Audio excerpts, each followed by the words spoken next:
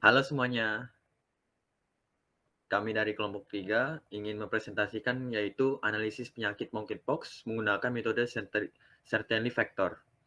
Di sini kami beranggotakan Kripta Muhara Askira, saya sendiri Jogi Lesmana Putra, dan terakhir Dimas Rangga Riza Rusandi.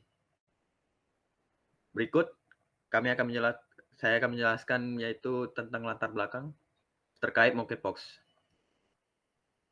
Pesatnya perkembangan teknologi informasi memberikan dampak yang sangat baik dan buruk yang mempengaruhi berbagai bidang ilmu pengetahuan. Salah satunya adalah AI. Artificial Intelligence adalah ilmu komputer yang digunakan oleh salah satunya sebagai sistem pakar dalam berpikir dan bernalar seperti pikiran manusia untuk mendiagnosa suatu penyakit dengan gejala yang diamati.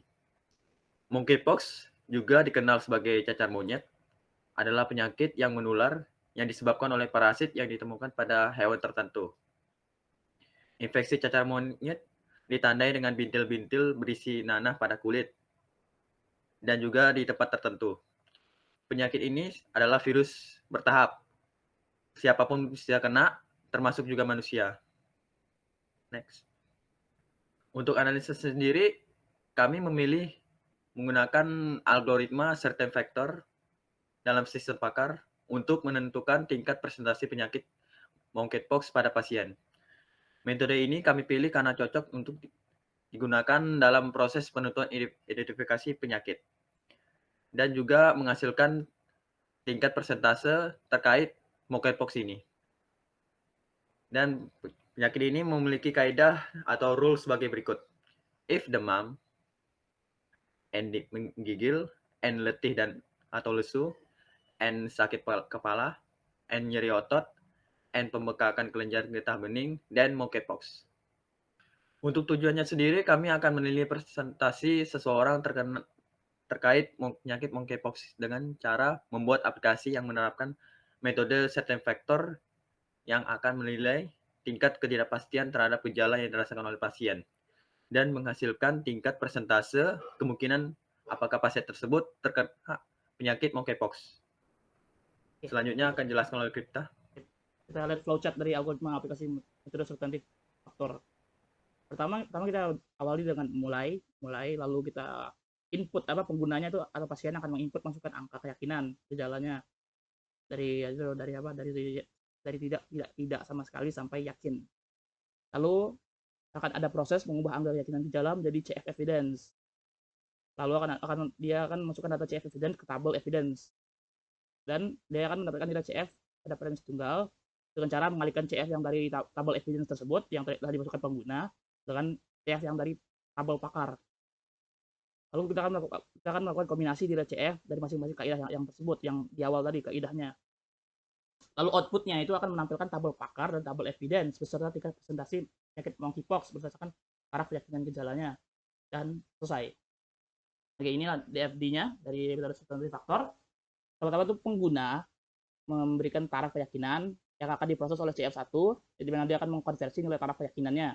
Dan taraf keyakinan yang telah dikonversi itu akan masuk ke nilai keyakinannya yang telah dikonversi tersebut akan masuk ke tabel evidence dan juga akan diproses oleh CF2. CF2 akan menghitung CF premis tunggalnya, yang mana tabel pakar akan memberikan CF pakarnya ke CF2 tersebut dan akan mengkalikan CF pakar tersebut dengan yang nilai keyakinan yang telah dikonversi tersebut atau CF evidence dan didapatlah CF premis tunggalnya. Lalu CF premis tunggalnya akan ke CF3, dia akan mengkombinasikannya sesuai dengan itu yang ada, dari gejala-gejala yang ada. Dan jika setelah berhasil dikombinasi, ya dapat dijadikan persentase. Ya, dan akan keluar tiket presentasi monkeypox dan masukkan ke CF5. Dan di CF5 ini akan memprint tabel pakar evidence, tabel evidence, dan juga persentase monkeypox. Jadi tabel pakar akan memberikan tabel pakarnya ke CF5 dan tabel evidence akan memberikan tabel evidence-nya ke CF5 juga. Nah, ketiga hal itu akan diberikan ke pengguna. Nah, selesai. Oke, source code. Kita lihat di sini ada from tablet, import tablet itu kan modul yang dipakai buat bikin tabelnya. Dan ada tabel pakar di sini yang berisi kode gejala dan CF pakarnya. Nah, itu PA sampai PF tuh dia tuh memasukkan CF pakar ke dalam sebuah variabel dan ada fungsi opsi user. Nah, di fungsi tersebut ada print input gejala dan ada print ketik satu atau tidak, untuk tidak, kedua tidak tahu, dan seterusnya. Itu untuk memberitahukan ke para pengguna cara cara menggunakan aplikasi tersebut. Lalu ada global ABCDEF, jadi biar variabel tersebut bisa dipakai, yang dimasukkan pengguna itu bisa dipakai di luar fungsi tersebut. Nah, ada A sampai F tuh dia tuh memasukkan input integer, input integer yang akan diproses. Nah, ini sebuah itu interpretasi kepastiannya, CF pakar yang akan digunakan. Ini digunakan untuk mengkonversi input yang dimasukkan pengguna tadi. Jika pengguna masukkan input 1, maka akan menjadi 0. Jika input pengguna masukkan 2, akan menjadi 0,2, dan seterusnya sampai jika pengguna menginput 6, maka akan menjadi 1 di CF evidence-nya. Nah, ini adalah tabel evidence. Tabel evidence ini awalnya cuma kode gejala, dan gejala aja isinya. Evidence-nya kosong. Tapi setelah kita ada opsi user, atau kita memanggil fungsinya, dia akan append evidence yang ada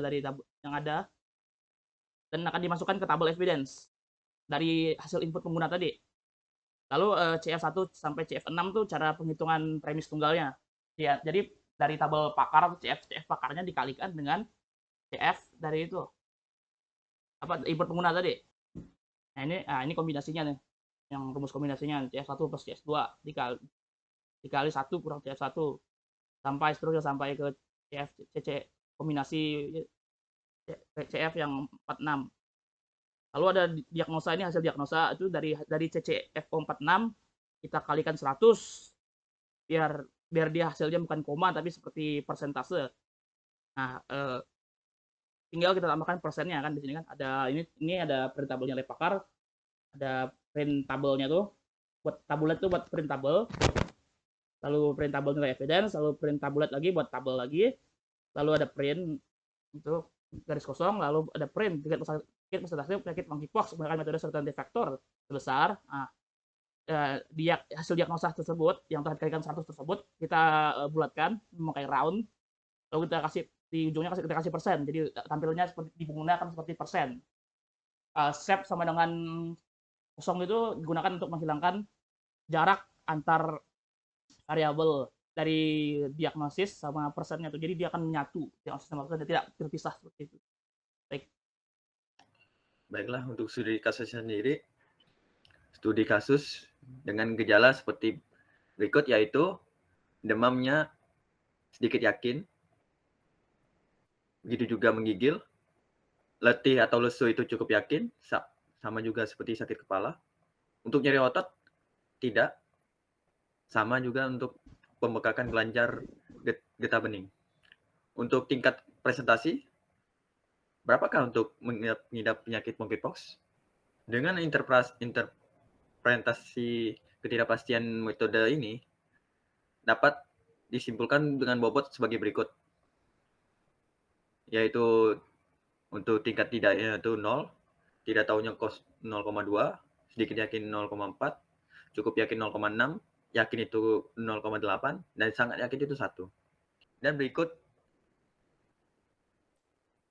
CF pakar dari masing-masing gejala, yaitu G0,1 yaitu demam dengan CF pakar itu 0,6, menggigil itu 0,5, letih atau lesu 0,6, sakit kepala itu 0,6, nyeri otot itu 0,7, dan pembekakan kelenjar getah bening itu 0,8. Dan didapatkanlah evidence untuk pasien tersebut, yaitu 0 untuk demam itu 0,4, menggigil 0,4, letih atau lesu 0,6, sakit kepala itu 0,6, untuk nyeri otot dan pembekakan kelenjar getah bening itu 0. Berikut langkah kedua, yaitu kaidah tersebut dilakukan oleh proses penghitungan nilai CF-nya pada premis tunggal, yaitu CF user dikali CF pakar menjadi yaitu CF hipotesis dengan evidence 1 sama dengan CF evidence hipotesis 1 dikali CF evidence 1. Ya, sama dengan 0,6 dikali 0,4 hasilnya 0,24. Begitu juga dengan CF, hipotesis dan eviden 2, 3, 4, 5, dan seterusnya. Untuk langkah ketiga adalah melakukan pengkombinasian nilai CF dari masing-masing kaidah yang ada. Berikut kombinasi CFH1 dengan CFE2. CF kombinasi CF hipotesis evidence 1 dan 2 yaitu CF hipotesis evidence 1 ditambah CF hipotesis evidence 2 dikali 1 dikurang CF hipotesis evidence 1 yaitu 0,2 ditambah 0,24 ditambah 0,2 dikali 1 dikurang 0,24 yaitu didapatkan hasil 0,392. Untuk seterusnya CF kombinasi CF hipotesis evidence old 1 3 CF kombinasi CF hipotesis evidence old 2,4 dan sampai CF kombinasi CF hipotesis evidence old 4,6 yang dapat hasil akhir yaitu 0,7510. Dari gejala demam, menggigil, letih atau lesu, sakit kepala, nyeri otot, pembengkakan kelenjar getah bening yang tingkat keyakinannya sedikit yakin, cukup yakin, tidak dan tidak, didapatkan hasil kombinasi yaitu 0,7510 yang akan didapatkan diagnosa dengan menggunakan rumus CF kombinasi dikali 100%. Yaitu 0,7510 dikali 100% didapatkan hasil 75,1%. Tingkat presentasi penyakit monkeypox menggunakan metode certainty factor sebesar 75,1%.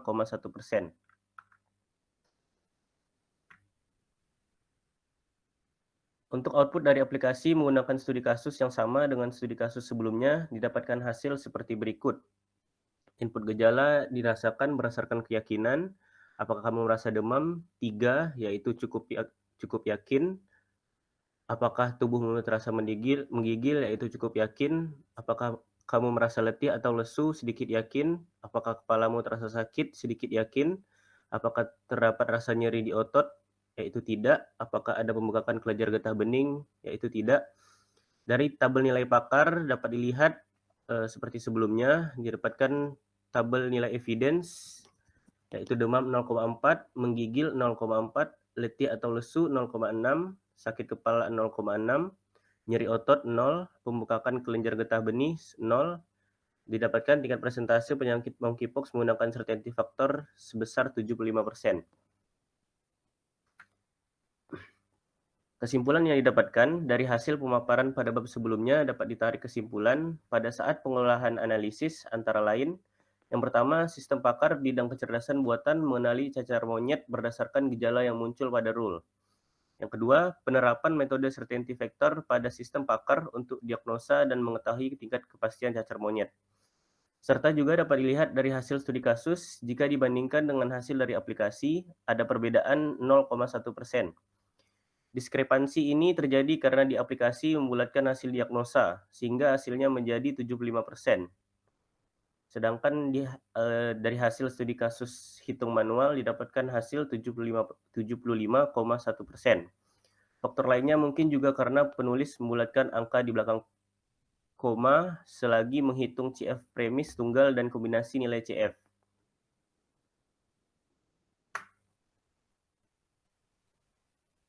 Sekian presentasi dari kami.